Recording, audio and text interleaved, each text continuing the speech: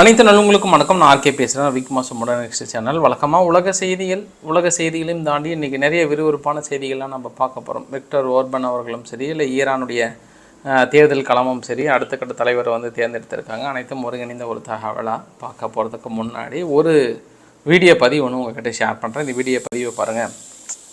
இந்த ரீல்ஸ் எடுக்கிறதுக்காகவே இவங்கெல்லாம் பிறந்தவங்க போல் ஒரு முதல்ல வாயில் தான் அந்த பீரை உடச்சி அதை தான் குடிக்கணும். இது ஒரு ரீல்ஸ் எடுக்கிறாங்க. சரி, கரெக்டு தான். எனக்கு என்ன ஒரு சந்தேகம்னா, அந்த முதல்ல பல்லு விலைக்கு எத்தனை நாள் ஆச்சோ அந்த வாய்க்குள்ளே எவ்வளோ பாக்டீரியா இருக்கும், அந்த பாக்டீரியானாலும் இவங்க இதுக்கப்புறம் என்ன ஆனாங்களோ தெரில. அதாவது இது ஒரு சாதனையாக போடுறாங்க. இதுக்கு நடந்ததுக்கப்புறம் நடந்த வேதனையை இவங்க போடலையே. என்ன, நாய் ஒரு சின்னதாக கடிச்சா கூட அதுக்கு நம்ம உடனே மூணு டைம் ஊசி போடணும், இல்லை ரேபிஸ் நோய் வந்துடுன்ற மாதிரிலாம் சொல்கிறாங்க. அது முதல்ல அதோட மோசம். வாகெல்லாம் எவ்வளோ பாக்டீரியா இருக்கோ தெரியல. பட் இதிலெல்லாம் சாதனை செய்கிற வீடியோ பதிவுகள் வரதா செய்து அமெரிக்காவில் எடுக்கப்பட்ட வீடியோ பதிவு. ஸோ இதை நம்ம ட்ரை பண்ணக்கூடாது. இருந்தாலும் கொஞ்சம் ஓவர் தான் இல்லை. சரி, நிறைய பதிவுகள் பார்க்க வேண்டியது இருக்கிறது. வீடியோக்குள்ள பார்த்த மாதிரி நீங்கள் நம்ம சேனல் சப்ஸ்கிரைப் பண்ணிவிட்டு வாங்க. மறக்காம பெல் பட்டனை கிளிக் பண்ணி ஆல் ஆப்ஷன்ஸ் கொடுங்க. வீடியோக்குள்ள போகலாம்.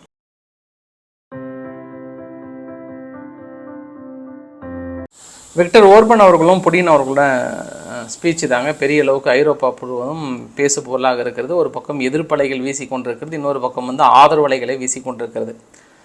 விக்டர் ஓர்பன் அவர்களோட பயணத்தை நம்ம பாஷையில் சொல்லணும் அப்படின்னா, அந்த பாட்டு கொண்டு ஒன்று வரல, சிங்கம் ஒன்று போறப்பட்டதே எதற்கு நல்ல காலம் மாதிரிலாம் ஒன்று வரல. அந்த மாதிரி இத்தனை நாள் ஐரோப்பா நாடுகள்லாம் தள்ளி நின்று ஆயுதங்களை கொடுத்து நான் அமைதி ஏற்படுத்துகிறேன் அப்படின்னு சொல்கிற இந்த காலத்தில் இல்லை நான் போயிட்டு நேரடியாகவே பேச்சுவார்த்தை நடத்துகிறேன் அப்படின்னு சொல்லிட்டு எடுக்கப்பட்ட இந்த முடிவு தான். ஏற்கனவே கியூவில் போயிட்டு ஜெலன்ஸ்கியை பார்த்து ஸோ என்ன மாதிரிலாம் பேசலாம், உங்களுடைய சித்தாந்தம் என்ன, உங்களோட கொள்கைகள் என்ன, எல்லாத்தையும் கிளியராக கேட்டுக்கிட்டாரு.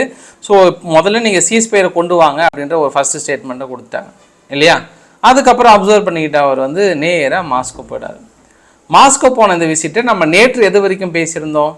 நேற்று புடின் அவர்கள் வரவேற்றுட்டு நீங்கள் யூரோப்பிய யூனியனுடைய கவுன்சிலாக நீங்கள் இங்கே வந்திருக்கீங்க, அது இல்லாமல் நம்ம லாங் ரிலேஷன்ஷிப்பில் இருப்போம். ஸோ நம்ம என்ன இதுக்கப்புறம் பைலேட்டரல் அடிப்படையில் என்னெல்லாம் சைன் பண்ண போகிறோன்ற ஒரு விஷயத்தை பேசினாங்க. ஃபைனலாக செய்தியாளர்கள் 2 பேரும் சந்திக்கும் போது ஓர்பன் அவர்கள் சொன்ன டைலாக் தான் ரொம்ப முக்கியம். நான் இந்த போர் அமைதி ஏற்படுவதற்கு அடுத்தடுத்த ஸ்டெப் எடுத்துட்டேன், கொஞ்சம் க்ளோஸாகவும் நெருங்கிட்டேன், இந்த யுத்தத்தை கான்ஃப்ளிக்டை முடிக்கிறதுக்கான கொஞ்சம் க்ளோஸாக நெருங்கிட்டேன். அதை தாண்டி 2 தரப்புலையும் நான் பேச்சுவார்த்தை நடத்ததில்லை, ரொம்ப தொலைவில் இருக்காங்க. ரஷ்யாவும் சரி உக்ரைனும் சரி ரொம்ப தொலைவில் இருக்காங்க. முடிஞ்ச அளவுக்கு என்னுடைய கான்டாக்டை அதிகம் பண்ணி அந்த கேப்பை சின்னதாகணும்னு நினைக்கிறேன். So we will continue to work in this direction. இந்த டைரக்ஷனில் நான் தொடர்ந்து வேலை செய்ய விரும்புகிறேன், நிச்சயம் அமைதி ஏற்படுத்துவேன் அப்படின்ற ஒரு நம்பிக்கை. ஆக்சுவலாக ஒரு யூரோப்பிய யூனியனுடைய கவுன்சில் ஒரு ஹெட் தலைமை நாடாக நான் சொல்கிறேன், நிச்சயம் நான் அமைதி ஏற்படுத்திடுன்ற ஒரு நம்பிக்கை இருக்கிறது அப்படின்ற ஒரு சொன்னார். பற்றியா இதுதான் வந்துருச்சு. இப்போ யூரோப்பிய யூனியனுக்கெல்லாம் என்ன புளியை கரைக்கும் அப்படின்னா, அமெரிக்காவுக்கு என்ன புளியை கரைக்கும் அப்படின்னா, அமைதி ஏற்படுத்த முடியாமையே அவங்க ஆயுதங்கள் கொடுத்துட்ருக்குறாங்க. வேறு அவங்க கொடுக்குற திட்டங்களே வேறு. டப்புன்னு போயிட்டு மொத்த திட்டத்தையும் இந்த ஆள் இப்படி பண்ணிட்டாரே அப்படின்னு நேற்று டச்சினுடைய பிரைம் மினிஸ்டர் டிக் ஸ்கூப் அவர்கள் யார் யூரோப்பியனுடைய கவுன்சில்னா யார் அவர் போயிடலாமா, அவர் யாரை கேட்டு போனார், கடும் கண்டனத்தை தெரிவித்துக் கொள்கிறேன். யாரை கேட்டு போகிறாரு, அவர் பாட்டு தனிப்பட்ட முடிவில் சொல்கிறார், அது அவருடைய தனிப்பட்ட விருப்பம், அது எங்களுடைய விருப்பம் கிடையாது, ஐரோப்பாவுடைய நிலைப்பாடு அல்ல அப்படின்றத அவர் புரிஞ்சுக்க வேண்டும்ன்றாரு. நேட்டோனுடைய தலைவர் ஸ்டோல்டன்பர்க் அவர்கள் அது அவருடைய நிலைப்பாடு, நேட்டோனுடைய நிலைப்பாடு அல்ல அப்படின்னு அவரு ஒரு பக்கம் சொல்றாரு. எல்லாருமே அல்லன்னு பெரிய அளவுக்கு எதிர்ப்புகளையும் கடும் கண்டனத்தையும் தெரிவித்துக் கொண்டிருக்கிறார்கள் விக்டர் ஓர்பனுடைய விசிட்டை பார்த்துட்டு. இதில் இன்னொரு பெரிய ஆங்கிள் என்ன அப்படின்னா, இந்த ஃபார் ரைட் விங்கெல்லாம் இருக்குங்க. ஃபார் ரைட் விங்கெல்லாம் ஏற்கனவே கொஞ்சம் கொஞ்சமாக விக்டர் ஓர்பன் ஒரு தனிப்பட்ட ஒரு அமைப்பாகவே ஓப்பன் பண்ணியிருந்தாரு. அதில் ஸ்பெயினில் வாக்ஸ் பார்ட்டின்னு சொல்லிட்டு ஒன்று, அவங்க யாரோட இணைந்து தேர்தல் சந்திச்சாங்கன்னா ஜார்ஜியா மெலோனி இருக்கிறாங்கல்ல, அவங்களுமே ஃபார் ரைட் விங் இல்லை இத்தாலியில். ஸோ ஸ்பெயின் இத்தாலியெலாம் ஒன்றாக இணைந்து தேர்தல் சந்திச்சதில்லை. ஜார்ஜியா மெலோனி ஃபுல்லாக அவரோட கொள்கையில் இல்லை, நிறைய விளங்கிட்டாங்க, அமெரிக்காவுடைய சித்தாந்தத்தை ஃபாலோ பண்ணுறாங்க, அதனால் நாங்கள் அவங்கக்கிட்ட விலகி நேராக போயிட்டு விக்டர் ஓர்பன் அவர்கிட்ட ஜாயின் பண்ணுறோன்னு ஒரு திறந்த மடலை ஒன்று எழுதி, இதுக்கப்புறம் ஃபார் ரைட் விங் என்ன ஒரு பெரிய அமைப்பு உருவாக்கிட்டு இருக்கிறாரு, அங்கே போய் சேர்றோங்க, அதனால் அவர் எடுக்கிற கொள்கையில் நாங்கள் ஓகே அப்படின்ட்டு சொல்லியிருக்காங்களா ஒன்று. இரண்டாவது என்னென்னா ஸ்லோவாக்கியாவுடைய பிரதமர் ராபர்ட் ஃபைகோ இருக்கிறார்ல, அவர் என்ன பண்ணுறாரு, முதல் முறையாக ஏற்கனவே ஒரு சந்தேகப்பட்ட நபர் வந்து இங்கே ஷூட் பண்ணிவிட்டு அதுக்கப்புறம் மருத்துவமனையில் இருந்தார். மருத்துவமனையில் இருந்ததுக்கப்புறம் என்னாச்சுன்னா கஷ்டப்பட்டு விழுந்து அடித்து இப்போ ஒரு நல்லா பேசுகிறாரு. பொது மேடையில் முறையாக வந்து பேசுகிறார். அந்த பொது மேடையில் அவர் பேசும்போது சொன்ன டைலாக் என்ன அப்படின்னா, கிரிட்டிசைஸ் பண்ண, அதாவது லிபரல் பாலிட்டிக்கல் ஆப்போனன்ட் இருக்கிறாங்கல்ல, அவங்கள வந்து பெரிய அளவுக்கு கொஞ்சம் கிரிட்டிசைஸ் பண்ணியிருந்தார். அதே சமயத்தில் ராபர்ட் ஃபைகோ அவர்கள் இருக்கிறாங்க இல்லையா, அவர் வந்து பெரிய அளவுக்கு புகழ்ந்து பேசியிருக்கிறார். அவர் தான் சரியான திசையில் போயிட்டுருக்கிறார். அமைதி ஏற்படுவதற்கான சரியான திசைனா இதுதான் கரெக்டு. ஆயுதங்களை கொடுத்து அமைதி ஏற்படுத்துறன்றது போலித்தனம், ஏமாத்துதல். அந்த ஏமாத்துதலை நாங்கள் விரும்பலை. ஆனால் போகிறாரு, ஜெலன்ஸ்கி கிட்ட பேசியிருக்கிறாரு, மறுபடியும் அங்கே புட்டின் கிட்ட பேசியிருக்கிறாரு. ஸோ அவர் you will go a right direction, நான் கண்டிப்பாக அவருக்கு வந்து நான் சப்போர்ட் பண்ணுவேன் அப்படின்ற மாதிரி வந்து சொல்லியிருக்காங்க. ஸோ இதில் நம்மளுக்கு தெரிஞ்சிருதுல்ல யார் கரெக்டான ரைட் டைரக்ஷனில் போகிறாங்க, யார் தவறான டைரக்ஷனில் போகிறாங்கன்றது தெளிவாக தெரியுது. ஸோ விக்டர் ஓர்பன் அவர்களுக்கு மிகப்பெரிய ஒரு பாராட்டை தெரிவிச்சிடலாம். அமைதியை நோக்கி செல்வதற்கான ஸ்டெப் எடுத்து வச்சிருக்கிறாரு.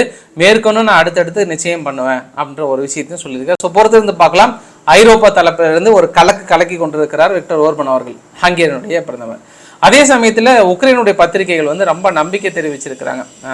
பாருங்கள் நீங்களே, ஒரு நாளைக்கு 1260 சோல்ஜர்ஸ் வந்து இறந்து போகிறாங்களாம் ஒரு நாளைக்கு. ஸோ அதனால் கியூ பத்திரிகைகள் என்ன சொல்கிறாங்கன்னா, ஆர்ம்டு ஃபோர்ஸ் ஆஃப் உக்ரைனுடைய ஜென்ரல் ஸ்டாஃப் பத்திரிகையில் சொல்கிறார், அப்ராக்சிமேட்டாக ரஷ்யாவில் இருந்தவங்க மட்டும் 5,49,840 பேர் இறந்து போயிருக்கிறாங்கன்னு இருக்காங்க. இதில் உங்களுக்கு ஏதாவது சந்தேகம் லைட்டாக அப்படி தட்டியிருக்கா, சிறுமூலையில் ஏதாவது தட்டியிருக்கா? மறுபடியும் சொல்கிறேன் பாருங்கள், இறப்புகள் 5,49,840 பேர் இறந்து போயிருக்கிறாங்கன்னு இருக்காங்க. எனக்கு என்ன சந்தேகம் பாருங்கள், உங்களுக்கு அந்த சந்தேகம் வந்திருக்குன்னு நினைக்கிறேன். எப்படி உங்கள் கவுண்ட் பண்ணியிருப்பாங்க? அது என்னென்ன ஆள் யார்? அப்படி என்னென்ன ஆள் கரெக்டான ஆளாக இருந்தால் அந்த உலகத்துக்கே டஃப் கொடுக்குற உளவுத்துறை யாருன்னா அது உக்ரைனுடைய உளவுத்துறையாக தான் இருக்கும். ஏன்னா அவ்வளோ பெரிய போர்க்களத்துலையும் எல்லைகளத்துலையும் நீங்கள் போயிட்டு ஒவ்வொருத்தரையாக கவுண்ட் பண்ணி எண்ணிட்டு வந்து இங்கே அதுவும் ஃபைனலாக இந்த 840 முடிக்கிறீங்க பார்த்தியா, அதுதான் வேறு லெவல், பயங்கரம். அரே வா, கரெக்டாக இருக்குல்ல. அவங்களோட உளவுத்துறை அந்த அளவுக்கு ரொம்ப ஸ்ட்ராங்காக இருக்கிறாங்கன்னு நம்ம சொல்லலாம். நம்ம அதை விட இன்னொரு விஷயம் என்ன அப்படின்னா, பிபிசி ஊடகம் கொஞ்சம் தெளிவாயிட்டாங்க. வேணாம்னா நம்ம ரொம்பலாம் சொல்லக்கூடாது, கொஞ்சம் உஷாராக இருக்கணும் அப்படின்ட்டு. இதுவரை எங்களுக்கு தெரிஞ்சு 1,20,000 ரஷ்ய வீரர்கள் இறந்துருக்கிறாங்க. இதில் குறிப்பாக 2022 பார்த்தோம் அப்படின்னா 23 அப்ராக்சிமேட்டாக ஒரு நாளைக்கு 120 பேர் இறந்தாங்க. பட் 2024 200லேருந்து 250 பேர் பக்கம் இறந்து போயிருக்கிறாங்க அப்படின்ற ஒரு தகவலும் சொல்லியிருக்காங்க. அதே போல் ஒரு சில வீடியோ பதிவு வந்திருக்கிறது. இது கொலம்பியா, லாட்டின் அமெரிக்கா போன்ற நாடுகளில் இருக்கக்கூடிய வீரர்கள் உக்ரைனுடைய ஆர்மிக்காக பெரிய அளவுக்கு வந்து சண்டை போடுறாங்க. அந்த ஃபைட்டிங்கான களத்திலிருந்து வீடியோ வெளியிட்டிருக்காங்க. இனிதான் இறக்க போகிறது ரஷ்யாவின் ஆட்டம் அப்படின்ற அளவுக்குலாம் வந்து ஒரு மிரட்டலை விடுத்திருக்கிறாங்க. அதை தாண்டி உக்ரைனில் இன்னொரு விஷயம் கூட நடந்திருக்கிறது. குறிப்பாக வந்து என்ன, பிரான்ஸ்கிவிஸ்க் ரீஜியன் அப்படின்னு சொல்கிறாங்க. இந்த பிரான்ஸ்கிவிஸ்க் ரீஜியனில் ஒரு மாத காலமாக எப்போ இந்த வெர்காவா ராதா அப்படின்னா கில் அண்ட் கில், அந்த ஆப்ரேஷன் பேர் கொள்ளு மேலும் கொள்ளு, அதுதான் அந்த ஆப்ரேஷனோட பேர். அதில் என்ன அப்படின்னா, இப்போ 18 வயசுக்கு மேலே இருக்கக்கூடிய இளைஞர்கள் கட்டாயம் இராணுவ பணியாற்றிய வேண்டும், கட்டாயம் முன்களத்தில் போக ஆனால் யாராக இருந்தாலும் சரி, கல்வியில் செகண்டரி தான், நீ வந்து வா நாட்டை காப்பாற்று, அதுக்கப்புறம் நீ படிக்க போய் என்னாலும் பண்ணுறது தான் முதல் சட்டம். ஸோ இதனால் நிறைய மக்கள் வெளியேறியிருந்தாங்க. ஆனால் அந்த குறிப்பிட்ட இந்த ரீஜியன் மட்டும் என்ன பண்ணிட்டாங்கன்னா, அந்த ஊரையே சுற்று போட்டாங்க. அது வந்து மலை கிராமத்துக்கு அந்த பக்கம் யாரையுமே உள்ள விடல, கம்ப்ளீட்டாக டூரிஸ்ட் கூட வரக்கூடாதுன்னு பெருசாக ரவுண்ட் போட்டாங்க. இந்த நீ பார்க்குற இந்த வீடியோ பற்றி என்னென்னா, திடீர்னு ராணுவம் வந்து உள்ளே நுழையிறாங்க. ஆஹா வந்துட்டாங்கன்னு சொல்லிட்டு ஒட்டுமொத்த அங்கே இருக்கக்கூடிய மக்கள் திரண்டு வந்து ஒட்டுமொத்த ராணுவ வண்டியும் கீழே தள்ளிட்டு நீங்கள் எங்கள் ஊருக்குள்ளே வரவே கூடாதுன்ட்டு இந்த மாதிரியான நிறைய கிராமங்கள் வந்து தொடர்ந்து இருக்க தான் செய்கிறது, எதிர்ப்பு தெரிவித்து கொண்டு தான் இருக்கிறார்கள். ஸோ தெளிவாக தெரியுது, மக்கள் இழந்து கொண்டு இருக்கிறோம், அமைதியை நோக்கி போகிறாங்க, அமைதி வேணுன்றதுல மக்கள் விரும்புகிறாங்கன்றதுல ஒரு விஷயம் தெரியுது. இன்னொரு அதே ரஷ்யா தரப்புல இதே விஷயம் இருக்குங்க.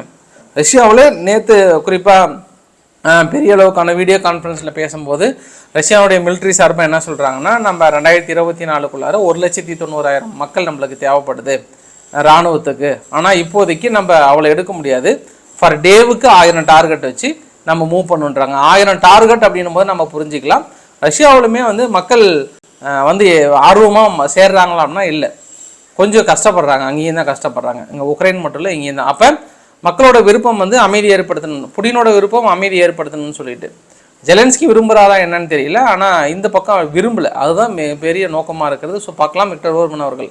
அதே சமயத்தில் இன்னும் ஒரு சில மக்கள் வெறித்தனமாக தான் இருக்கிறாங்க. விம்பிள்டன் டென்னிஸில் டயானா எஸ்டர்மிஸ்கா, இந்த எஸ்டர்மிஸ்கா அவங்க என்ன பண்ணுறாங்க, விம்பிள்டனில் ஜெயிச்சிட்டாங்க. ஜெயிச்சதுக்கப்புறம் என்னென்னா ஆஃபனண்ட் வந்து ஃப்ரெஞ்சோட சிட்டிசன், கை கொடுக்க மாட்டேன்ட்டாங்க. ஏன்னா 2023 தான் அவங்க ஃப்ரெஞ்சோட சிட்டிசனாக வந்தாங்க. ஆனால் அதற்கு முன்னாடி அவங்க ரஷ்யாவிலேருந்து இங்கே குடியேறியவங்க. அப்போ ரஷ்யாவிலேருந்து வந்து ஃப்ரெஞ்ச் சிட்டிசன் வாங்கிட்டு அவங்க மாறிடுவாங்களா? அப்படிலாம் கிடையாது, கையெல்லாம் கொடுக்க மாட்டேன்னு சொல்லிட்டு ரொம்ப தெளிவாக சொல்லியிருக்காங்க. இது அங்கே இருக்கக்கூடிய நிகழ்வுகள். அப்படியே நம்ம இஸ்ரேல் பக்கம் வந்தோம் அப்படின்னா ஒரு குட் நியூஸ் நம்மளுக்கு கிடைச்சிருக்கு. என்ன அப்படின்னா அமாஸும் இந்த பக்கம் இஸ்ரேலும் வந்து மிகப்பெரிய ஒரு அக்ரிமெண்ட்டை கிட்டத்தட்ட ஆல்மோஸ்ட் எட்டியிருக்கிறாங்க அப்படின்ற ஒரு தகவல் கிடைத்திருக்கிறது. என்ன அப்படின்னா இதுக்கு முன்னாடி அம்மாஸ் தரப்பில் என்னென்னா முழு போர் நிறுத்தத்தை கொண்டு வந்தால் மட்டும்தான் நாங்கள் பேச்சுவார்த்தைக்கு உடன்படுவோம்னு சொன்ன அமாஸ் முதல் முறையாக இல்லை டெம்பரரி சீஸ்ஃபயர் கூட நாங்கள் ஒத்துக்கிறோம் கேரண்டின்ற மாதிரி மீடியேட்டர்ஸ் மூலிமா சொல்லியிருப்பதாக நான் சொல்லலை, என்னுடைய தனிப்பட்ட கருத்து கிடையாது. ராய்டர்ஸ் பத்திரிகையிலேருந்து வெளியே வந்திருக்கிறது. சரியா, ராய்டர்ஸ் பத்திரிகை தான் இந்த தகவலை வெளியிட்டிருக்காங்க. ஸோ முதல் தகவல் கொஞ்சம் பாசிட்டிவாக இஸ்ரேல் தரப்புலையும் ஒத்துக்கிறாங்க, இவங்க தரப்புலையும் ஒத்துருக்கிறாங்க. அமெரிக்கா தலையிட்டிருக்கிறது, இந்த பக்கம் கத்தார் தலையிட்டிருக்கிறது, எஜிப்த் தலையிட்டிருக்கிறது. அதனால் கொஞ்சம் பாசிட்டிவாக தென்படுகிறது. அப்போ ஒரு நல்ல தகவலை சொல்லியிருக்காங்க. அங்கேயும் ஒரு நல்ல தகவல், இங்கேயும் ஒரு நல்ல தகவல் அப்படின்னு நம்ம எடுத்துக்கலாம். நம்ம அதை தாண்டி ஈரானுடைய தேர்தலில் மௌசூத் பெசிஸ்கான் அவர்கள் வந்து ஜெயிச்சிருக்காங்க. இந்த மௌசூத் பெசிஸ்கான் அவர்கள் 53.25% ஓட்டு வாங்கி நார்மலாக 50% ஓட்டு வாங்கணும். ஸோ ஃபஸ்ட்டு ஓட்டில் வாங்கலை, அதனால் ஃபைனலாக ஒரு 2 பேர்த்து செலக்ட் பண்ணியிருக்காங்க.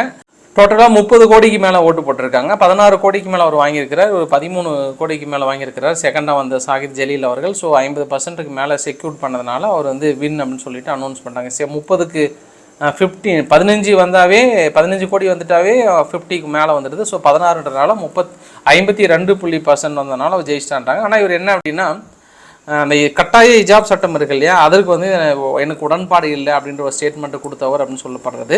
அதே சமயத்தில் இந்தியாவுக்கு என்ன அப்படின்னா இந்தியாவுக்கு ஆதரவான நிலைப்பாடு எடுத்தவர் அப்படின்ற மாதிரியும் இந்திய பத்திரிகைகள் வந்து எழுதியிருந்தாங்க. ஸோ புடின் அவர்களும் மற்ற நாட்டு தலைவர்களும் வந்து அதாவது ஈரான் நட்புள்ள நாடுகளுடைய தலைவர்களாக வந்து வாழ்த்துக்களை தெரிவித்திருக்கிறாங்க. அப்படியே நம்ம லைட்டாக போய் சீனா கிட்ட எட்டி பார்த்தோம் அப்படின்னா சீனா என்ன பண்ணியிருக்காங்க, பெலாரஸுக்கு தனது வீரர்களை அனுப்பி பெலாரஸில் இராணுவ பயிற்சி மேற்கொள்ள போகிறாங்க. இப்போ ஜூலை 8ஆம் தேதியிலேருந்து ஒரு 12ஆம் தேதி வரைக்கும். இப்போ சீனாவை எதிர்த்து தென்கொரியா, தைவான், ஜப்பான் இவங்கெல்லாம் போர் பயிற்சி மேற்கொண்டாங்கன்னா என்ன அர்த்தம், சீனாவை மிரட்டுறாங்கன்னு அர்த்தம். அப்போ சீனா பெலாரஸ் கூட போயிட்டு இராணுவ பயிற்சி மேற்கொள்கிறாங்கன்னா யாரை மிரட்டுறதா அர்த்தம்? நீ மிரட்டுறதா அர்த்தமே இல்லைன்னா கூட போலந்து என்ன நினைப்பாங்க, இந்த இடத்துல என்ன நினைப்பாங்க, ஆஹா ஓஹோ ஐயோஹோன்னு தையத்தக்க குதிக்க மாட்டாங்களா? சீனா பெலாரஸுடன் இணைந்து இராணுவ போர் பயிற்சி எங்களை நேரடியாக தாக்குவதற்கான எச்சரிக்கையாக நாங்கள் கருதுகிறோம், வீரர்களே தயாராக இருங்கள், ஆயுதங்களை தூக்குங்கள், யாரும் தூங்கிறாதீங்கிற அளவுக்கு நார்மலாகவே போலந்து சும்மா இருக்க மாட்டாங்க, ஏதாவது ஒன்று கிளப்பிட்டு இருப்பாங்க. அதில் இது வேறு நடக்க போகுது, என்ன ஆக போதோ தெரியல. அங்கே பெரிய சம்பவம் நம்பர் 1ன்னு வச்சுக்கலாமா. சம்பவம் நம்பர் 2 இந்த வரைபடத்தை பாருங்கள். இந்த வரைபடத்தில் 1, 2, 3ன்னு சொல்லிட்டு நம்பர் போட்டிருக்கா. 1ன்னா அதாவது அமெரிக்காவுடைய ஏர்கிராஃப்ட் கேரியர் மாதிரியே செட் பண்ணி அதே மாதிரி நம்மளால் அந்த இலக்கை அடைய முடியுதான்னு ஒரு போர் பயிற்சி. 2வது அமெரிக்காவோட ஃபைட்டர் ஜெட்டை நிலைநிறுத்திருக்கிற மாதிரி நிறுத்தி அதை நம்மளால் அழிக்க முடியுதான்னு 2வது பயிற்சி. இதை பற்றி நான் நேற்று கூட பேசியிருந்தேன். 3வது என்ன அப்படின்னா தைவானுடைய தலைநகர் தாய்பே இருக்கு இல்லையா, அதே மாதிரி செட் பண்ணிவிட்டு அங்கே உள்ளே நுழைஞ்சு பிடிக்க முடியுதா நம்மளால். இந்த மாதிரியான பலவிதமான போர் பயிற்சிகளை மேற்கொண்டிருக்கிறது சீனா அப்படின்னு சொல்லிட்டு தன்னை கடும் கண்டனத்தை தெரிவித்திருக்கிறது அமெரிக்கா இந்த இடத்துல. இருந்தாலும் இந்த போர் பயிற்சியெல்லாம் பார்க்கும்போது பெலாரஸுக்கு போய் ட்ரைனிங்காக இருக்கட்டும், இந்த போர் பயிற்சியெல்லாம் பார்க்கும்போது சீனா தயாராக இருக்கிறது நம்ம நினைச்சோம் அப்படின்னா 2050 தயாராக இருப்பாங்க சீனா. எப்போ 2050 நான் 2060 இருக்கலாம், மேபி 2100 கூட இருக்கலாம். ஆனால் இப்போதைக்கு வாய்ப்புகள் இல்லை. ஆனால் பத்திரிகைகள் எழுதலாம், இதோ நாளை இதோ அடுத்த மறுநாள்லாம் எழுதலாம். அதற்கான வாய்ப்புகள்லாம் சீனா வந்து எப்பயோ நான் சத்தியம் பண்ணி சொல்லிட்டாங்க. நாங்கள் தைவான்கிட்ட சண்டை போட்டு பிடிக்கணுன்ற எண்ணம் எங்களுக்கு 100 இல்லை 1,00,000% கிடையாது. நாங்கள் இப்படி பண்ணுவோம், அது விளையாட்டு செய்தியெல்லாம் கடந்துட்டு போங்க. ஏன்னா எங்களுடைய ஒரே எண்ணம் பேச்சுவார்த்தையின் மூலம் மட்டுமே நாங்கள் இணைப்பதற்கான முழு முயற்சியில் ஈடுபட்டுக்கிறோம். பொருளாதார தடைகளை போட்டியே நாங்கள் இணைச்சிக்கோம், எங்களுக்கு தெரியும் அப்படின்னு சொல்லியிருக்காங்க சீனா தரப்பில். அதனால் இது மாதிரி போர் பயிற்சிகளில் 2100 இலக்கு வைக்கிறாங்க, நம்ம எய்ம் பண்ணிட்டு நம்ம கடந்து செல்லலாம். ஆனால் இப்போ நிலைமைக்கு போர் புரிய மாட்டாங்க. ஏன்னா ஒரு நாட்டோட தலைவர் தெரியும், ரஷ்யா படுற பாடே வந்து சீனாவுக்கு தெரியும். அதே நிலைமை சீனாவுடைய பொருளாதாரம் காலி ஆகிடுன்றது அவங்களுக்கும் தெரியும். அதனால் சொல்ல மாட்டாங்க. அதே சமயத்தில் இந்தியாவுடைய பயணம் இருக்கு இல்லையா, இந்தியாவுடைய பயணம் ரஷ்யாவுக்கு விசிட் பண்ணுறாங்க இல்லையா, அந்த பயணத்தை ஸ்பட்னிக் செய்தி சேனல் என்ன சொல்லியிருக்காங்கன்னா, குறிப்பாக நம்ம ரஷ்யாவுக்கும் நம்மளுக்கு என்னென்னா ஒருங்கிணைந்த ஆயுத உற்பத்தியில் நம்ம பெரிய அளவுக்கு ரஷ்யா கிட்ட அக்ரிமெண்ட் பண்ணியிருக்கோம். அதனால் இன்றைக்கி ராஜ்நாத் சிங் அவர்களை மென்ஷன் பண்ணி கூட போட்டிருந்தாங்க. ஏன்னா நேற்று கூட்டத்தில் 2023-24 நம்மளோட ப்ரொடக்ஷன் 15.1 பில்லியன் அளவுக்கான ஆயுதம் ப்ரொடக்ஷன் பண்ணியிருக்கு. இந்த வீடியோ பதிவெல்லாம் பாருங்கள். நம்மக்கிட்ட இருக்கக்கூடிய அதிநவீன ஆயுதங்களான ஆகாஷ் மிசைல்ஸாக இருக்கட்டும், இல்லை பிரம்மோஸ் மிசைல்ஸாக இருக்கட்டும், LCA தேஜஸாக இருக்கட்டும், பினாக் மல்டி பேரல் ராக்கெட்டாக இருக்கட்டும், இல்லை அட்வான்ஸ்டு ஆர்டிலரி சிஸ்டமாக இருக்கட்டும், இது எல்லாமே நம்ம 15.1 பில்லியன் அமெரிக்க டாலர் அளவுக்கு, அதாவது 1,26,887 கோடி அளவுக்கான உற்பத்திகளை நம்ம பண்ணியிருக்கோம். இதை நம்ம சேல்ஸ் பண்ண போகிறோன்ற மாதிரி வந்து சொல்லியிருக்காங்க. ஸோ இதை நினைவுபடுத்துகிறாங்க. மேலும் இன்னும் ஒருங்கிணைந்த இராணுவ உபகரணங்களை தயாரிப்பதற்கான அக்ரிமெண்ட் சைன் வரக்கான வாய்ப்புகள் இருப்பதும் சொல்கிறாங்க. இந்த வீடியோட நிறைவு பகுதியில் கிட்டத்தட்ட கிரிப்டோ கரன்சி மீது தாக்கல் பெரிய அளவுக்கு நடந்து கொண்டிருக்கிறது. 2023 இந்த ஜூன் எண்டுக்குள்ளே பார்த்தோம் அப்படின்னா வெறும் 657 மில்லியன் அமெரிக்க டாலர் தான் திருடிட்டு இருந்தாங்க. அதே இப்போ பார்த்தோம் அப்படின்னா 1.38 பில்லியன் அமெரிக்க டாலர் அளவுக்கு வந்து திருடி இருக்காங்க. ஸோ கிரிப்டோ கரன்சியோட நம்பகத்தன்மை பெரிய அளவுக்கு போயிட்டு இருக்குன்ற மாதிரி ஜப்பான் நிறுவனம் வந்து சொல்லியிருக்காங்க. ஏன்னா அதிகமாக 308 மில்லியன் அளவுக்கு ஜப்பானுடைய DMM பிட்காயின் எக்ஸ்சேஞ்சு தான் வந்து திருடி இருக்கிறாங்கன்ற ஒரு குற்றச்சாட்டையும் சொல்லியிருக்காங்க. வழக்கமாக வடகொரியாவை சொல்லுவாங்க. வடகொரியா இந்த மாதிரி பிட்காயினை திருடி தான் அவங்க ஆயுதங்களுமே ப்ரொடக்ஷன் பண்ணுறாங்கன்ற மாதிரி சொல்லுவாங்க. இதில் இன்னொரு அதிரடி அறிவிப்பு என்ன, தைவான் வந்து செகண்ட் லார்ஜஸ்ட் செல் ப்ரொவைடர் என்ன சொல்லியிருக்காங்கன்னா, ஒட்டுமொத்தமாக இனி என் கம்பெனியில் நாங்கள் சேல்ஸ் பண்ணுறது எல்லாமே கிரிப்டோ கரன்சிக்குன்னு தனி ஒரு எக்ஸ்சேஞ்ச் ஓப்பன் பண்ணி பையிங் செல்லிங் எல்லாமே கிரிப்டோ கரன்சியில் பண்ணலான்ற மாதிரி ஒரு டிஜிட்டல் மார்க்கெட்டை உருவாக்குற மாதிரி இன்னொரு தரப்புலேயே வந்து சொல்லியிருக்காங்க. ஃபைனலாக நிறைவு பகுதியில் இன்னொரு நம்ம இந்தியாவுடைய செய்தி ஒன்று பார்த்து போயிடலாம். கோழிக்கோடில் அப்துல் ரஹீம் அப்படின்னு ஒருத்தர் சவுதி அரேபியா போயிருக்கிறார். போன இடத்துல என்னாச்சுன்னா மருத்துவ உதவி செய்யும் போது இந்த சுவாசம் சம்திங் வந்து தெரியாமல் தட்டி விட்டுருக்கிறாரு. அது விழுந்துருச்சு. அதனால் அவங்க இறந்து போயிட்டாங்க மருத்துவமனைக்கு போகும்போது. அது இறந்ததுனால இவர் என்ன பண்ணிட்டாங்க, பிடிச்சி சிறையில் போட்டு 18 வருட சிறை தண்டனை. நார்மலாகவே அங்கே பிளட் மணின்னு சொல்லிட்டு ஒன்று சொல்லுவாங்க.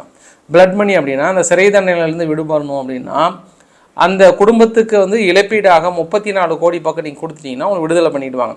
உடனே இங்கே கேரளாவில் இருக்கக்கூடிய இஸ்லாமிய அமைப்புகள் என்ன பண்ணிட்டாங்க, இதற்கான ஒட்டுமொத்த அமௌண்ட்டுமே வந்து திரட்டி இதுக்கான கேம்பிங்கே ஒன்று பெரிய அளவுக்கு ரெடி பண்ணி 34 கோடி அளவுக்கு ரெடி பண்ணி ஃபுல்லாக அமௌண்ட் வந்து இந்திய தூதரகம் மூலியமாக கிட்டத்தட்ட ரிலீஸ் பண்ண போகிறாங்கன்ற தகவலையும் வந்து சொல்லியிருக்காங்க. ஃபைனலாக சீனாவுடைய புழுதி புயலில் ஷாண்டாங் ப்ராவினன்ஸில் ஏற்பட்ட அந்த புயல்னால் ஒரு பக்கம் மழை வெள்ள பாதிப்பு, இன்னொரு பக்கம் வந்து ஒட்டுமொத்த பில்டிங் எல்லாமே சிதிலம் அடைந்திருக்கு. இதில் 7 பேர் பக்கம் இறந்து போனதாக சொல்லியிருக்காங்க. சமீப 1 மாத காலமாக சீனாவில் மழைப்பொழிவு தாக்கி கொண்டிருக்கிறது. நம்ம இந்தியாவிலையும் பார்த்தோன்னா வட மாநிலங்கள் அருணாச்சல் பிரதேச இங்கெல்லாம் பார்த்தோம்னா பெரிய அளவுக்கு இருக்கிறது. நம்ம அசாமில் கூட பார்த்தோம் அப்படின்னா 57 பேர் பக்கம் வந்து இறந்து போயிருந்தாங்க. கிட்டத்தட்ட 2 லட்சத்துக்கு மேல் உள்ள மக்கள் பாதுகாப்பான இடங்களை தேடி தள்ள வைக்கப்பட்டிருக்காங்க. நாங்கள் அசாம்லேயும் வந்து பெரிய அளவுக்கு இருந்திருக்கிறது. அதை தாண்டி பீகாரில் கூட பார்த்தோம் அப்படின்னா அடுத்தடுத்து 15 பாலங்கள் வந்து இடிந்து விழுந்திருக்கிறது. அந்த அரசியலில் கூட நம்ம நுழைய வேண்டாம். பல்டி குமாரோடைய பாலங்கள் பல்ட்டி அடித்து கொண்டிருக்கிறதுன்ற மாதிரி வந்து சொல்லியிருந்தாங்க. ஸோ இன்றைக்கு ஓரளவுக்கான தகவல் நான் கவர் பண்ணிட்டு நினைக்கிறேன். நான் பிடிச்சிருந்தால் லைக் பண்ணுங்கள், ஃப்ரெண்ட்ஸுக்கு ஷேர் பண்ணுங்கள், சப்ஸ்கிரைப் பண்ணுங்கள். ரவிக்குமார். ஓகே, நன்றி, வணக்கம்.